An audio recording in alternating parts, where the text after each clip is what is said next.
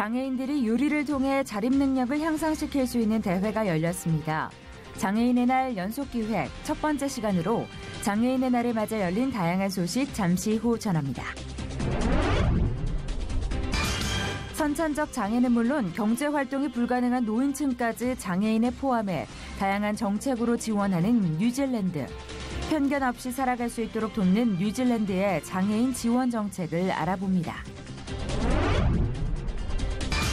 최근 미국 항공사의 오버부킹 폭행 사건으로 논란이 끊이지 않고 있습니다. 후폭풍이 이어지고 있는 항공사 오버부킹, 관행인가 위법인가? 하나님의 법, 세상의 법에서 알아봅니다.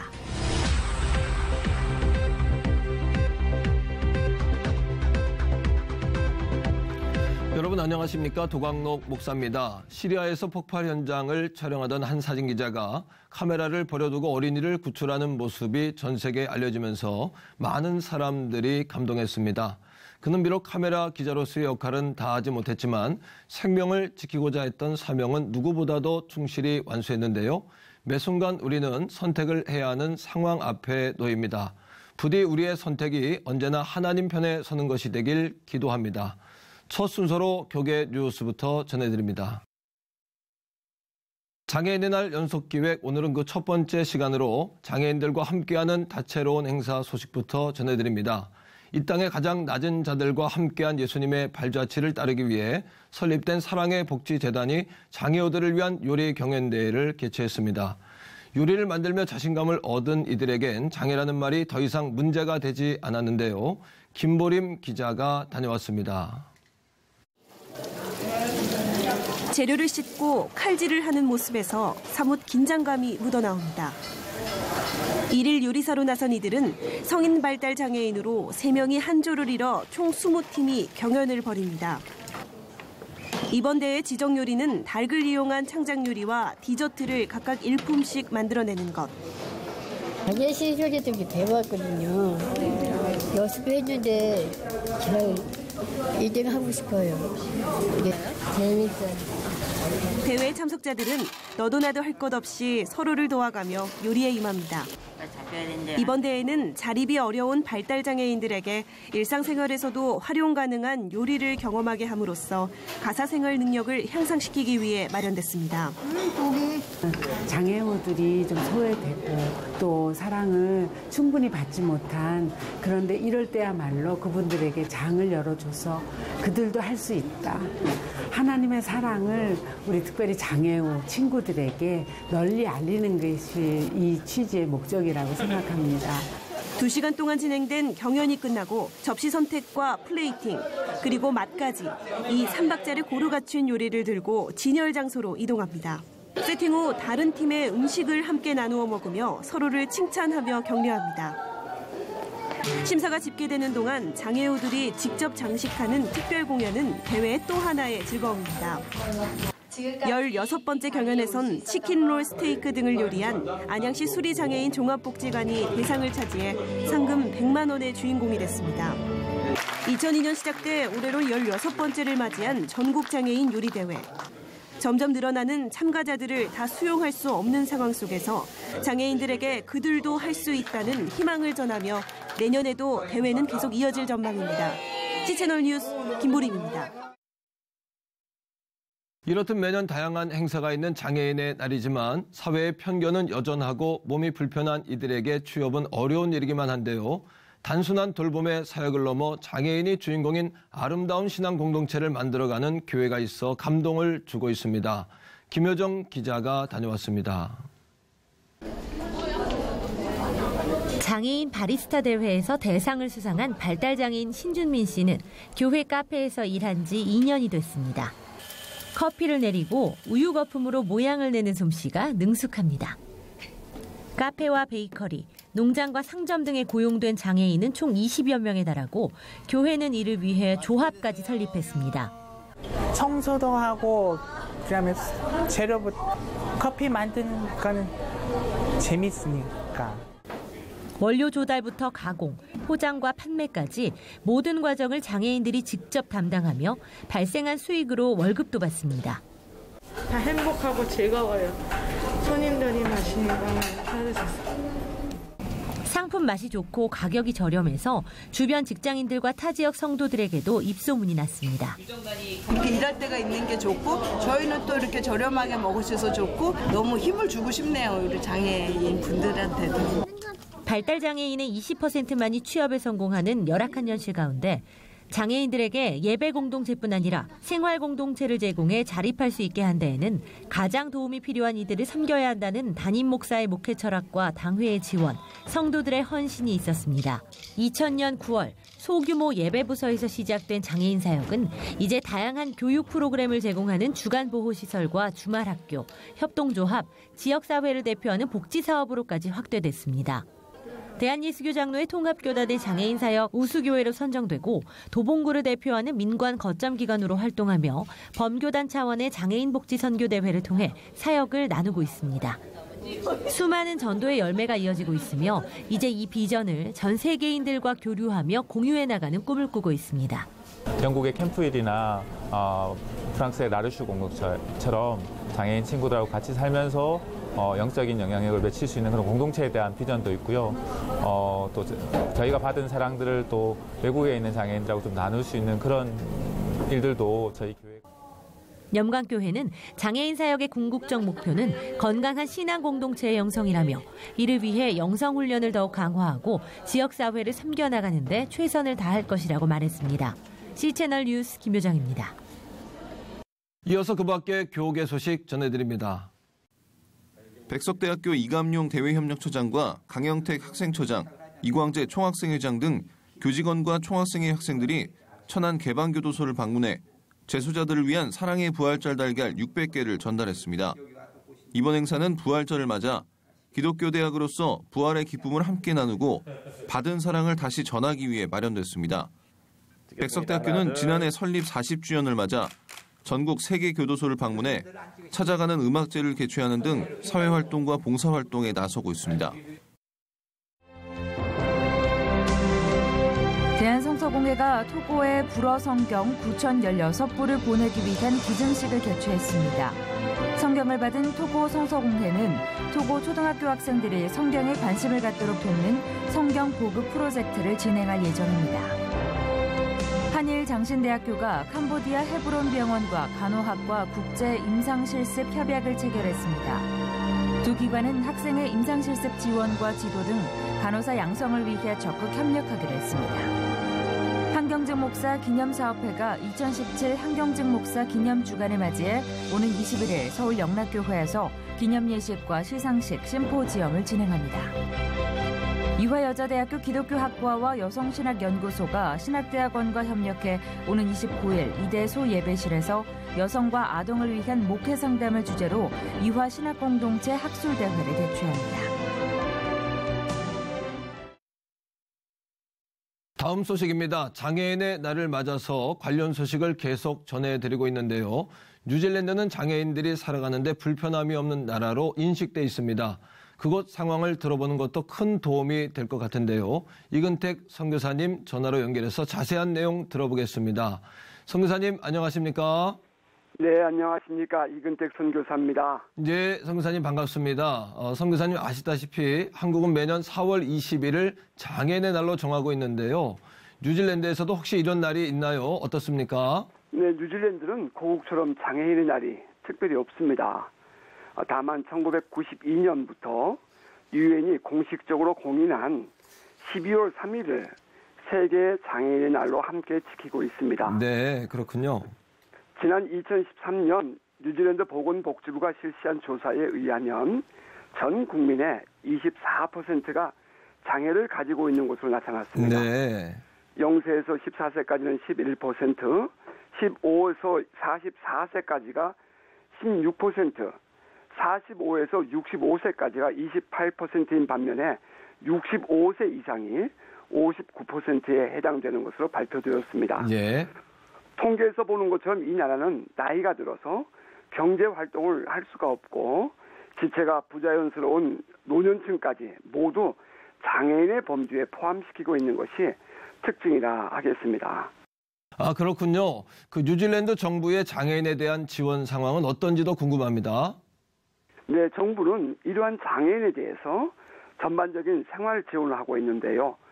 15세 미만의 어린 장애아의 경우 교육이 가능한 아이들은 학교에서, 그러지 못하는 아이는 가정에서 개인 교습을 통해서 교육을 받을 수 있도록 지원하고 있습니다. 네. 모든 장애아들은 정부에서 특별히 제공하는 복지사 혜택을 지원받고 있고 15세가 되면 대부분의 장애인들은 정부에서 제공하는 시설에서 함께 공동생활하면서 정부가 제공하는 돌봄의 서비스를 제공받고 있지요.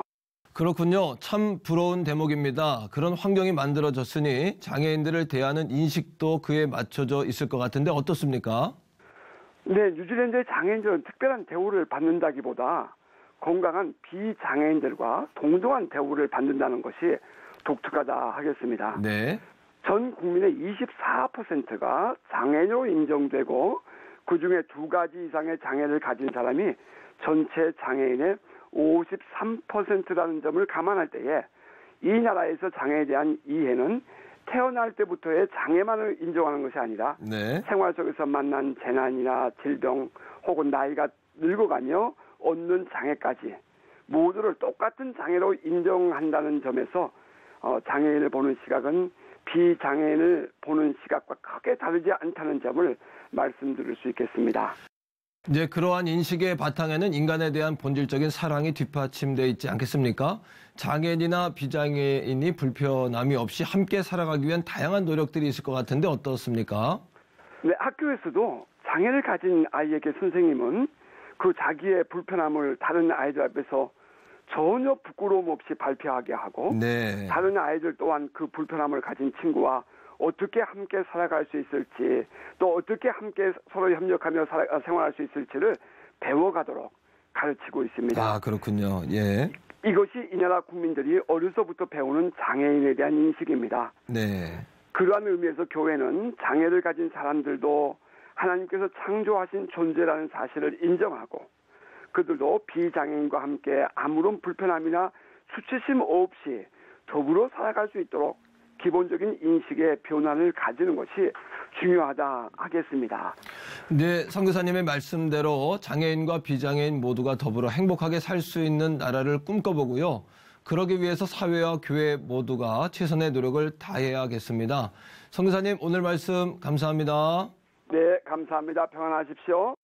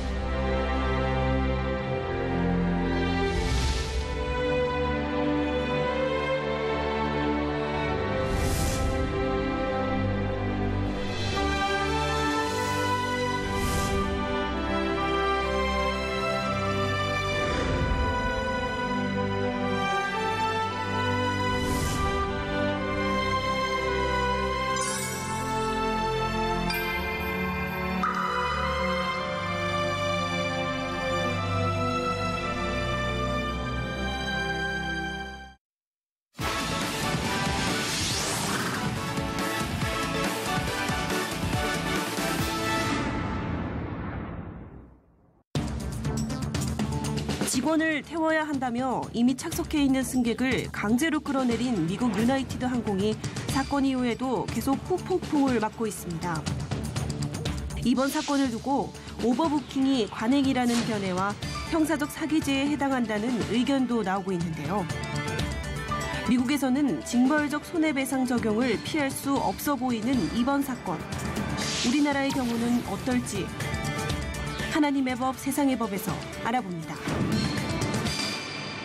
하나님의 법, 세상의 법, 이재만 변호사님 나오셨습니다. 변호사님 안녕하세요. 네, 안녕하세요. 네, 우리나라에서도 항공기 기내 소란으로 여러 번 문제가 됐었죠. 네, 그런데 이제 근본에 그 유나이티드 항공사의 그 문제는 후폭풍이 그렇게 가라앉지 않은 것 같습니다. 네. 어떤 내용입니까, 변호사님?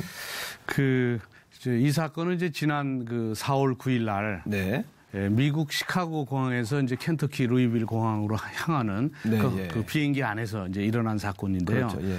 그 이제 보통 이제 오버부킹이라는 것이 이제 초과로 예약을 해놓는데, 네. 근데 이제 항공사 직원을 급하게 태워야 되는 이유가 있어서 이미 착석한 승객 중에 4사람을 이제 내리게 해야 되는 그런 일이 벌어졌죠. 네.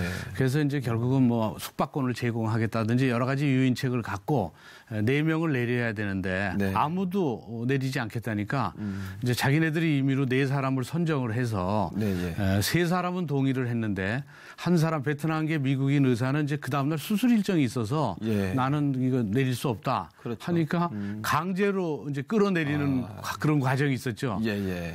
근데 강제로 끌어내리면서 폭력이 행사됐는지 치아가 2개가 부러지고 코뼈가 부러지고 또 질질 끌려 나오면서 뭐 피투성이가 됐는데 그렇죠. 그걸 다른 탑승객이 핸드폰으로 촬영을 해서 네. SNS로 올리니까 예. 아주 그 인터넷상으로 세계적으로 이제 그 이슈가 됐죠. 그렇습니다. 근데 이제 그 유나이티드 항공사 대표가 네. 우리 직원들의 행동은 정당한 조치였다 또 이렇게 발표까지 해버리니까 아주 이제 공분을 사가지고 뭐 그 유나이티드 항공 뭐 멤버십 카드를 자르고 뭐 불매운동 티켓 불매운동 일어나서 그 항공사의 시가총액이 며칠 만에 3천억 원이 증발하는 그런 일이 벌어졌죠. 예. 그 이번에 그 어려움을 당한 그 베트남계 의사 있지 않습니까? 예. 막강한 변호인단을 꾸려서 이제 대응한다. 뭐 이런 이야기가 있어요. 어떤 식으로 대응할 수 있겠습니까? 이제 우리나라하고 좀 다른 게 이제 불법행위한 손해배상이라고 그러면 이제 이런 경우에 우리나라에서 받을 수 있는 건 치료비하고 위자료죠. 그렇죠. 그럼 이제 치료비가 뭐 한 뭐 500이면 500, 위자료 500, 한 1,000만 원, 뭐 2,000 이 정도인데 미국의 경우에는 징벌적 손해배상 제도라는 게 있어요. 그러니까 이런 그 정신적, 물질적 어떤 그 경제적인 손해 외에 재발 방지를 위해서 형벌적 의미의 징벌적, 그래서 징벌적 손해배상 그 제도가 있는데 이 징벌적 손해배상 제도는 그 청구 배상액이 아주 천문학적 숫자예요. 그래서 이제 그 어떤 그 사람이 담배를 피다가 결국 폐암으로 사망한 유족이 필립 모리스를 상대로 그렇죠. 너희들이 판 담배 때문에 고지도 제대로 안 하고 암 걸릴 수 있다 이런 것도 제대로 안 하고 이래서 암으로 죽었다. 사망했다. 그래서 너희들 배상해라. 그거를 단순히 그 정신적, 경제적 뭐 이런 배상뿐이 아니라 징벌적 배상이 들어갔기 때문에 이때 확정된 배상액이 1,763억 원입니다. 예, 어마어마해요. 그러니까 엄청나죠, 거기는. 예, 그러네요. 그래서 아마 이 베트남계 의사도 아마 천문학적 아주 충분한 액수의 그 배상은 받을 걸로 그렇게 예측이 됩니다. 그 오버부킹이라는 것이 여러 면에 있어서 위험성이 있고 또 불합리한 면도 있을 것 같은데 이렇게 이제 그럼에도 불구하고 오버부킹이 시행되는 이유가 있습명입니까? 이제 오버부킹이라는 것은 이제 말 그대로 번역을 하면 초과 예약이죠. 그러니까 100명의 승객 좌석이 있는데 105명쯤을 예약하는 거예요. 이제 그렇게 하는 이유는 100명을 예약해도 중간에 이제 예약을 취소하는 예약 부도율이 있죠. 예약 취소율. 그렇죠. 이제 이게 이제 평균적으로 내보면 예약 취소율이 한 5% 정도 된다. 그럼 이제 그거에 맞춰서 이제 부킹을 그러니까 오버부킹을 하는 거죠. 조금 그러니까 한 좌석이 100석이라면 한 5%다 그러면 한 105석 정도를 예약하는 거죠. 그러면 이제 취소하면 결국 이제 그 좌석이 되고 그러니까 결국은 항공업계의 이익을 최대로 하기 위한 또 손실을 최소화하기 위한 이런 항공업계의 관행이죠. 그런데 이제 사실은 이제 오버부킹이 좀 줄어들긴 하지만 그러면 갑자기 이렇게 내리는 사람에 대해서는 강제로 내리는 게 아니라 그 사람한테 여러 가지 유인책을 줘요. 가령 다음 비행기를 타시면 이게 좌석 그 등급을 업그레이드 해주겠다거나 또는 바로 인접 시간대에 다른 항공편을 이용하도록 배려를 한다거나 그래도 항공편이 없으면 이제 호텔을 또 호텔 숙박권을 준다거나 이런 이제 유인책으로 이제 오버부킹의 피해를 변상하는 그런 방법을 쓰고 있죠. 그러면 이제 관행이라는 것은 이제 위법은 아니다 이런 얘기 같은데 맞습니까? 그 이제 법적으로 이제 여러 가지 의견이 대립되고 있어요. 그렇죠. 사실은 중요한 비행기 타는 사람들은 사실은 중요한 약속이 있을 수도 있는데 그렇죠. 그렇습니다. 결국 오버부킹이 돼서 타지 못한다면 타지도 못할 비행기 표를 파는 것은 사기 아니냐. 맞습니다. 그래서 사기죄가 성립된다는 견해도 있고요. 또 하나는 그동안 용인돼 왔던 관행이다. 이래서 이거는 뭐 유죄가 아니다 이런 견해도 있고요. 근데 법적으로 보면 우리나라 항공법 제 119조 2항에 보면 네. 이 초과 예약이 됐을 때 그 피해자에게는 반드시 보상을 해야 된다 이런 규정이 있어요. 네, 예. 그래서 이런 보상 규정이 있는 걸 보면 네. 이것은 이제 불법 행위는 아니고 그러니까 사기죄가 되는 건 아니죠. 그렇군요. 네. 아마 그런 상황 때문인지 요즘 SNS를 통해서 그렇게 이제 불합리한 하차 요구를 받았을 때 어떻게 이제 대응하면 좋다, 어떻게 대응하라, 뭐 이런 이야기들이 굉장히 많이 나오고 있습니다. 네. 어떻게 우리가 이제 이런 요구를 받았을 때 대응하는 것이 좋겠는가, 어떻습니까, 변호사님? 지금 이 유나이티드 항공의 이 사건은 민형사적으로 다 걸려 있거든요. 예, 예. 형사적으로는 폭행도 되고 상해도 그렇죠. 되고 예. 또 하나는 질질 끌려 나왔기 때문에 여러 사람 앞에서 네. 명예가 손상됐죠. 그렇죠. 명예훼손죄도 되고 예, 예. 그리고 또 민사적으로는 징벌적 손해배상 책임을 추궁할 수도 있고 네. 근데 이런 모든 것들은 증거가 있어야 됩니다. 근데 제일 좋은 증거는 역시 동영상입니다. 동영상. 그러니까 다들 핸드폰들을 갖고 있으니까 그렇죠. 맞습니다. 핸드폰으로 녹음을 하거나 동영상을 갖고 있으면 이 민형사 소송에서 승소할 수 있으니까 이런 증거 보존이 가장 중요합니다. 그래서 항시 증거를 확보할 그럴 필요가 있는 것이죠. 그 예수님께서도 이제 성경에서 내가 섬김을 받으러 온 것이 아니라 섬기러 오셨다 말씀하셨고 또 크고자 하는 자는 섬기는 자가 되고 으뜸이 되고자 하는 자는 종이 되라 이렇게 말씀하셨거든요. 그러니까 요즘에 이제 많이 회자되는 이야기처럼 직장 내의 영성, 일상 속에서의 예배, 좀 이러한 우리가 일상 속에서의 그런 어떤 섬김의 자세들을 갖는 것이 중요하지 않나 이런 생각이 듭니다. 어떻습니까, 변호사님? 예, 사실은 이제 이제 잘 일반인들이 모르는 것이 특히 이제 크리스찬들이 꼭 알아야 되는 것이 하나님은 이제 채워주시는 하나님이기 때문에 그렇죠. 사실은 이제 비즈니스 하는 이런 회사들 이런 데는 이제 이윤 창출이 최우선적 가치죠. 사실은 그렇죠. 예, 이익이 있는 곳에는 이제 기업이 들어가고 이익이 없으면 기업이 안 들어가죠. 그렇죠. 예. 그러니까 이익을 최우선 가치로 하다 보니까 이제 이런 일들이 벌어진 것이죠. 오버부킹 또 오버부킹이 일어나는 부작용. 그래서 결국은 하나님께 모든 기업들이 하나님께 영광을 돌리고 또 소비자들에게는 항시 최선을 다해서 진짜 섬기는 마음을 가지고 그리고 최고의 서비스를 결국은 제공을 한다면 이 경제적 이익은 자연적으로 따라오는 것인데 맞습니다. 이거를 결국은 본인이 스스로 인간적으로 그걸 이윤을 추구하다 보니까 그 최우선 가치로 두고 추구하다 보니까 이제 이런 일이 벌어졌죠. 그래서 앞으로도 진짜 목사님 말씀처럼 크고자 하거든 뭐 남을 섬기라 그렇죠. 이런 말이 있듯이 회사도 크고자 하거든 소비자를 섬기면 자기네들이 클 수 있다는 거 이 점에 대해서 다시 한번 각성을 하는 그런 좋은 기회가 되지 않았나 그 회사들에게 이런 맞습니다. 생각을 합니다. 하나님의 창조 질서인 생명을 중시하고 또 인간성을 존중하는 그런 하나님의 어떤 그 창조 질서가 깨졌기 때문이 아닌가라는 생각이 들고요. 미국이라는 나라는 유나이트 항공도 그렇습니다만 이제 기독교 나라 아닙니까? 그래도 그런데 그런 우리 기독교인들에게 있어서도 그런 가치관들이 많이 무너졌구나 이런 생각을 하게 됩니다. 오늘 방송을 함께 나누면서 우리 기독교인들부터 일상 속에서의 예배와 또 성경적인 직업관이 잘 회복됐으면 좋겠다 그런 생각을 하게 됩니다. 변호사님 오늘 말씀 고맙습니다. 감사합니다.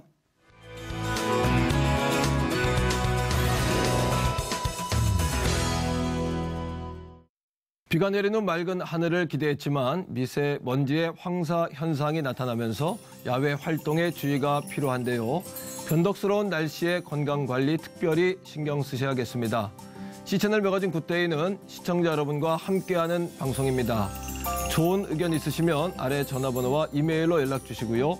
인터넷을 통해서도 방송을 다시 보실 수 있습니다.